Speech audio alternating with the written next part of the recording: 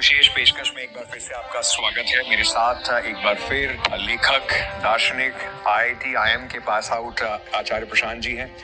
भारत पाकिस्तान के बीच में काफी तनाव रहा है और स्थिति अब धीरे धीरे शायद दोबारा थोड़ी शांति की तरफ बढ़ रही है। As long as there is a two-nation theory, these conflicts, strifes will remain inevitable, inexorable. आप लड़ाई नहीं रोक पाओगे। आप उसे किस तरीके से देखते हैं? क्या ये एक कंटिन्यूस प्रोसेस, एक साइकिल का हिस्सा, या किस तरीके से आप उसको देखते हैं? युद्ध उसी दिन शुरू हो गया था जिस दिन टू नेशन थ्योरी दी गई थी, और दोनों ही जो अभी देश हैं उनकी आम जनता द्वारा ये स्वीकार नहीं कर लिया जाता कि ये टू नेशन थ्योरी झूठी है। तब तक युद्ध चलता रहेगा। यही टू नेशन थ्योरी थी जिन्ना की, कि मुसलमान उधर हैं और वो अलग राष्ट्र हैं, और हिंदू इधर हैं और वो अलग राष्ट्र हैं। तब तक लड़ाई के अलावा विकल्प क्या है? ले दे करके बाकी सब बातों के पीछे असली बात यह है कि कश्मीर मुसलमान बहुल है, तो इसलिए कश्मीर हमारा है। नहीं, देखिए, उनकी जो आइडेंटिफिकेशन है वो बिल्कुल गलत है, सतही है। उन्हें धर्म समझ में ही नहीं आया है।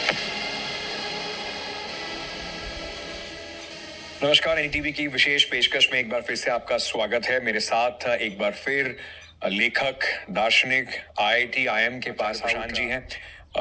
आज ज्वलंत मुद्दों पर बात करने के साथ साथ उनकी कुछ जो किताबें हैं और उन जिसमें जिस तरीके से इस वक्त में जो किताब अपने हाथ में पकड़ा हुआ है, भारत, आध्यात्म, दर्शन और राष्ट्र, उससे कैसे तार्किक अभी जो स्थितियां बन रही हैं देश में, या जिस तरीके की घटनाएं हो रही हैं, उससे जोड़ के कुछ चीजें, क्योंकि बड़ी इंटरेस्टिंग है। मैंने किताब पढ़ी और उसमें कुछ जो सवाल निकल कर आते हैं, मैं कोशिश करूंगा उसका जवाब आचार्य प्रशांत जी से आज लिए जाए। जरूर।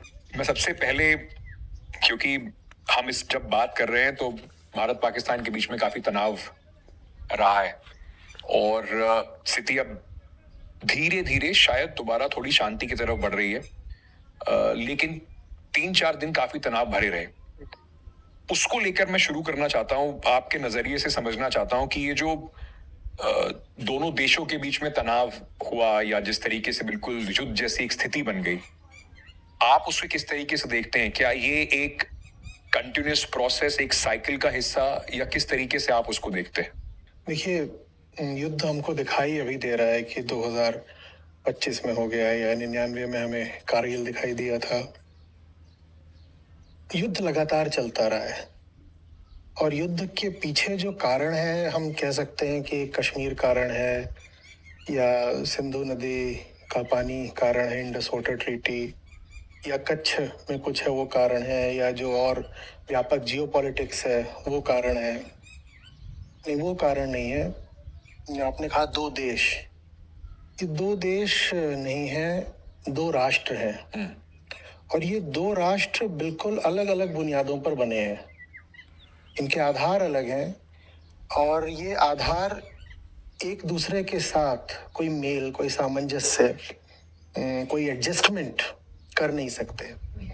तो इस कारण मैंने कहा कि युद्ध तो लगातार चलता ही रहा है, और युद्ध 1947 के बाद से ही नहीं लगातार चलता रहा। युद्ध उसी दिन शुरू हो गया था जिस दिन टू नेशन थ्योरी दी गई थी, या कि स्वीकार कर ली गई थी। युद्ध उसी दिन शुरू हो गया था। तो जब तक ये जो दो राष्ट्रों का सिद्धांत है, इसको पूरे तरीके से नकार नहीं दिया जाता, इसकी व्यर्थता, इसका झूठ सामने ला नहीं दिया जाता, और दोनों ही जो अभी देश हैं उनकी आम जनता द्वारा ये स्वीकार नहीं कर लिया जाता कि ये टू नेशन थ्योरी झूठी है, तब तक युद्ध चलता रहेगा। कभी वो युद्ध दिखाई देगा, जैसे अभी है, वो प्रकट हो गया, गोलियां चल गई, लोग मर गए, न्यूक्लियर थ्रेशोल्ड आने की स्थिति बन रही थी, तो कभी तो वो युद्ध दिखाई देगा, और कभी ऐसा हो जाएगा कि युद्ध दिखाई नहीं दे रहा है। लेकिन एक भीतरी तनाव है, वो लगातार बना ही रहेगा। तो मैं इसको इसी तरीके से देखता हूँ, और इसीलिए जब कोई पूछता है कि इस युद्ध का समाधान क्या है, तो वो समाधान भी फिर बिल्कुल जड़ पर, बुनियाद पर जाकर ही होगा। हमें टू नेशन थ्योरी को ही एड्रेस करना पड़ेगा। कुछ लोगों को ये बात थोड़ी अव्यावहारिक लग सकती है, वो कहेंगे आप बहुत दूर जा रहे हो। नहीं, बहुत दूर नहीं जा रहे हो। जब तक ये भाव बना रहेगा कि मुसलमान उधर हैं, वो एक अलग राष्ट्र है, जिन्ना की, कि मुसलमान उधर हैं और वो अलग राष्ट्र हैं, और हिंदू इधर हैं और वो अलग राष्ट्र हैं, और ये दोनों म्यूचुअली इनकॉम्पैटिबल हैं, तब तक लड़ाई के अलावा विकल्प क्या है? फिर तो आप कह रहे हो कि दो राष्ट्रों के बनने में ही, बुनियाद में ही लड़ाई बैठी हुई है, तो वो लड़ेंगे ही, वो लड़ेंगे ही। आप ऊपर ऊपर से उनमें सुलह शांति करवा दो, मीडिएशन करवा दो, कुछ करवा दो, ट्रूस, सीज फायर, ये सब ऊपर ऊपर चलता रहेगा, नॉर्मल सी ये ऊपर चलती रहेगी। नीचे नीचे जो है वो राख से दबे अंगारे भड़कते ही रहेंगे, और जब मौका चाहेंगे वो बिल्कुल आग बन जाएंगे।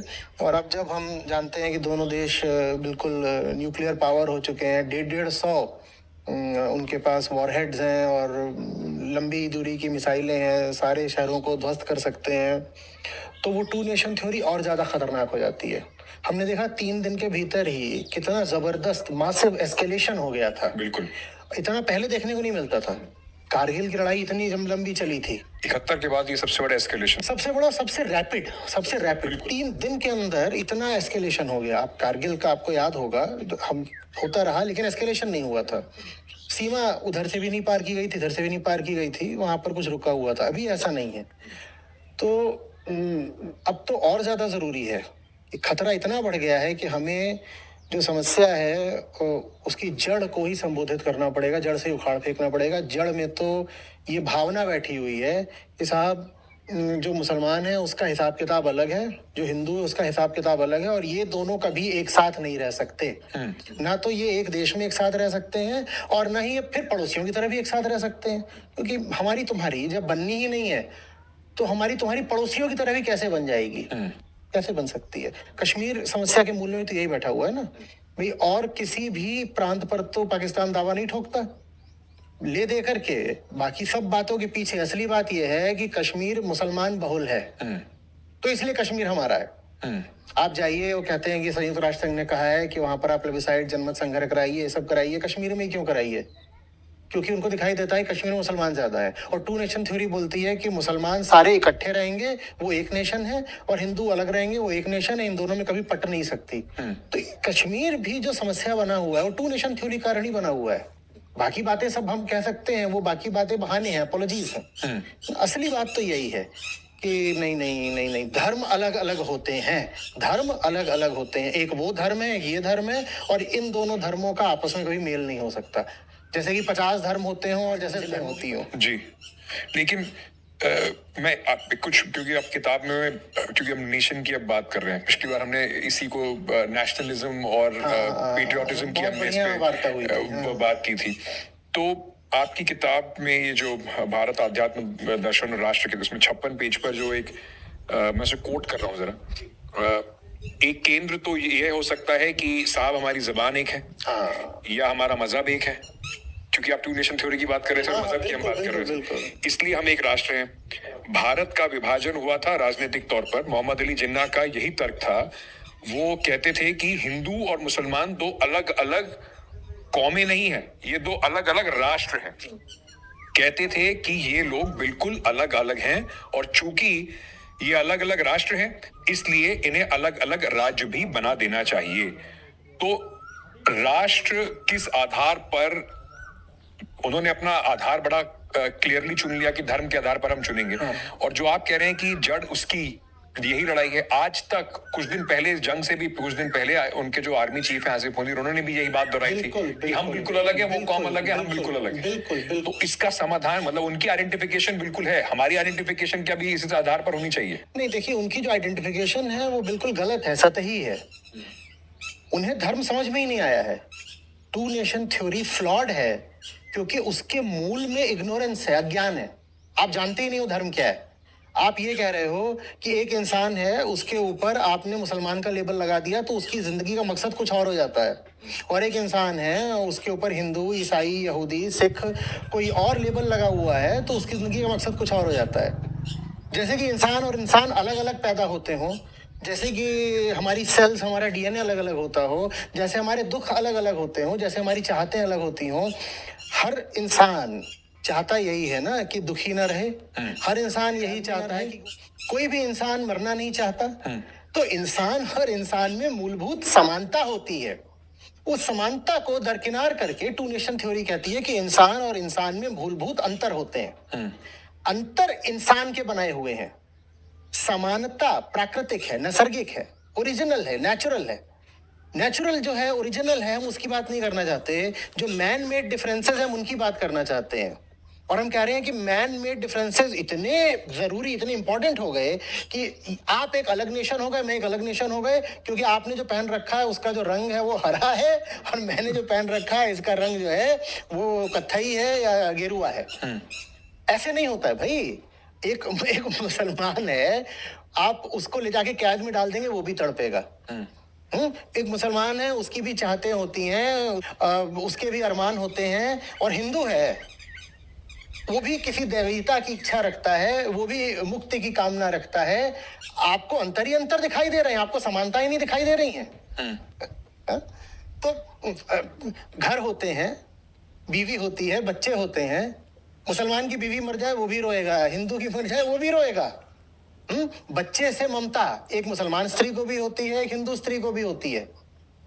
मोह में, भ्रम में, काम में, क्रोध में, माया में मुसलमान भी फंसता है, हिंदू भी फंसता है। तो मुझे आप ये बताइए कि आपको अंतर ही अंतर दिखाई दे रहे हैं, मुझे तो समानता दिखाई दे रही है। और जो अंतर है वो मैन मेड है, कृत्रिम है, इंसान का बनाया हुआ है। आप बात समझ रहे हैं? बिल्कुल। आपके सामने एक मुसलमान आ जाए और उसका गेटअप मुस्लिम जैसा ना हो, आप बता भी ना पाए कि ये मुस्लिम है। आपके सामने एक हिंदू आ जाए, वो हिंदू होने के लक्षण प्रकट ना करे, तो आप बता भी ना पाए कि वो हिंदू है। तो हम लक्षणों के आधार पर थोड़े ही भेद कर लेंगे या बंटवारा कर लेंगे। हम लक्षणों के नीचे जो सच्चाई है हम उसकी बात करेंगे ना। हर इंसान पैदा हुआ है लिबरेशन के लिए।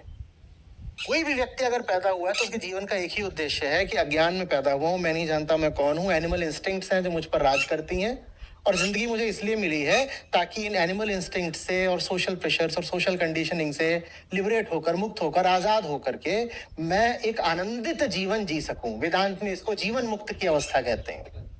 ये हर इंसान के जीवन का उद्देश्य है, चाहे वो आस्तिक हो चाहे वो नास्तिक हो, चाहे वो इस पंथ पर चलता हो कि उस धारा पर चलता हो। तो हमें तो समानता दिख रही है। और टू नेशन थ्योरी कहती है नहीं, इंसान और इंसान बिल्कुल अलग हैं। और ये कहकर आपने उन्हें अलग कर भी दिया। और जब उनको आपने ये जता ही दिया, आपने उनसे ये मनवा ही दिया कि वो अलग अलग हैं, तो जब वो अलग अलग है तो लड़ेंगे भी ना। As long as there is a two nation theory, these conflict strifes will remain inevitable, inexorable। आप लड़ाई नहीं रोक पाओगे, आप सतही शांति ला पाओगे अधिक से अधिक। लेकिन अगर मैं चलिए इसमें अगर आपसे ये पूछूं कि आध्यात्म के हिसाब से और एक थ्योरी के हिसाब से आप जो कह रहे हैं वो सुनने में बिल्कुल ठीक लगता है।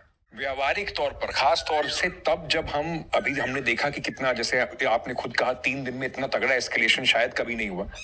लोग कहेंगे व्यावहारिक तौर पर ये कैसे, इसको जीवंत कैसे किया जाए, कैसे जिया जाएगा, जब एक तरफ मान के बैठा ही हुआ है कि हमारी आइडेंटिटी एज अ नेशन ही आपसे अलग है, और हम तब तक अनंत काल तक हम आपका अनंत काल तक लड़ाई करते रहेंगे, घास फूस खाएंगे लेकिन सर नहीं झुकाएंगे। And we'll bleed you through 1000 cuts। Exactly. Talked of 1000-year war, ये सब बातें करते हैं। देखिए, इसका समाधान ये है कि धर्म जो होता है ना, इधर हम धर्म कहते हैं उधर मजहब कहते हैं, उसके बाहरी छिलकों को अगर हटा दिया जाए तो भीतर जो बात है वो एक ही निकलती है। जो बाहरी छिलके हैं वो अलग अलग तरह के होते हैं, कहीं कठोर होता है, कहीं मुलायम होता है, कहीं एक रंग का होता है, कहीं दूसरे रंग का होता है, कहीं बात नारियल जैसी होती है, कहीं बात संतरे जैसी होती है। वो अलग हैं, क्योंकि सब धर्मों का जो इतिहास होता है वो एक अलग अलग दिशा से बह करके आया होता है। कहीं कोई अरब में पैदा हो रहा है, कोई चीन में उठ रहा है, कोई वेस्ट एशिया में पैदा हो रहा है, कोई हिंदुस्तान की धरती से जो इंडिक लीजेंस निकले हैं, तो बिल्कुल ही अलग है, अद्भुत। तो वो जो बाहरी बातें होती हैं, जो टाइम डिपेंडेंट होती हैं, जो काल सापेक्ष होती हैं, सब धर्मों में वो अलग अलग होती हैं। और जो लोग धर्म में अंदर तक नहीं जाते, वो छिलके छिलके देखते हैं और कहते हैं कि मेरा छिलका तेरे छिलके से अलग है, इसीलिए मैं और तू कट्टर दुश्मन हो गए। क्योंकि साहब, आपका रंग और मेरा रंग तो देखिए अलग अलग तो है ही, तो हमारा कट्टर दुश्मन हो गए। इन रंगों के भीतर एक ही दिल धड़क रहा है, वो हमें तब ना दिखाई दे जब हम दिल तक